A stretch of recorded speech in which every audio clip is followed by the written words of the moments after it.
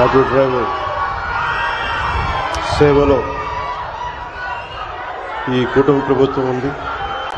ఆ పథకం కార్యక్రమానికి ప్రారంభించేందుకు ఇచ్చేసిన గౌరవ ముఖ్యమంత్రి వర్యులు దార్శనికులు శ్రీ నారా చంద్రబాబు నాయుడు గారికి నా హృదయపూర్వక నమస్కారం. ఈ వేదిక పైన ఆసీనులైన గౌరవ మానవ వనరుల అభివృద్ధి, సమాచార సాంకేతిక, electronics and communications, real time governance శాఖల మంత్రివర్యులు సోదరులు శ్రీ నారా లోకేష్ గారికి,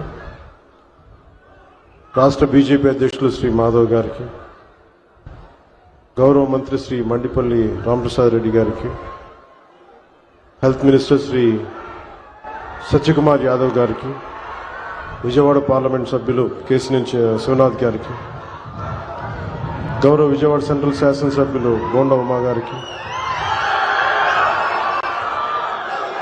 ఈ పథకాన్ని రాష్ట్ర ప్రభుత్వం ఉన్నతాధికారులు శ్రీ ఎంటి కృష్ణబాబు గారికి, శ్రీ మనీష్ కుమార్ సిన్హా గారికి, లక్ష్మీ షా గారికి, కలెక్టర్ వారందరికీ నా హృదయపూర్వక నమస్కారం. ఇతర ఉన్నతాధికారులకి అందరికీ కూడా నా హృదయపూర్వక నమస్కారం. ముఖ్యంగా ఇక్కడికి విచ్చేసిన మా ఆటో డ్రైవర్ సోదరులందరికీ, వారి కుటుంబాలకి, మీడియా మిత్రులకి పేరు పేరున హృదయపూర్వక నమస్కారం. 2000 గత ప్రభుత్వం ఉన్నప్పుడు చాలా సందర్భాల్లో గ్రీన్ ట్యాక్స్కి ఇబ్బంది పడుతున్న మా దగ్గర ప్రస్తావించారు. దానిని సంవత్సరంన్నర లోపే ఆ సమస్యను అడ్రస్ చేయడం జరిగింది. అలాగే గత ప్రభుత్వం మనకి మనీ ఇచ్చిన కానీ రోడ్లు పూడ్చలేకపోవటం, మరింత రిపేర్లు రావటం, ఇవన్నీ చాలా సందర్భాల్లో మాట్లాడారు.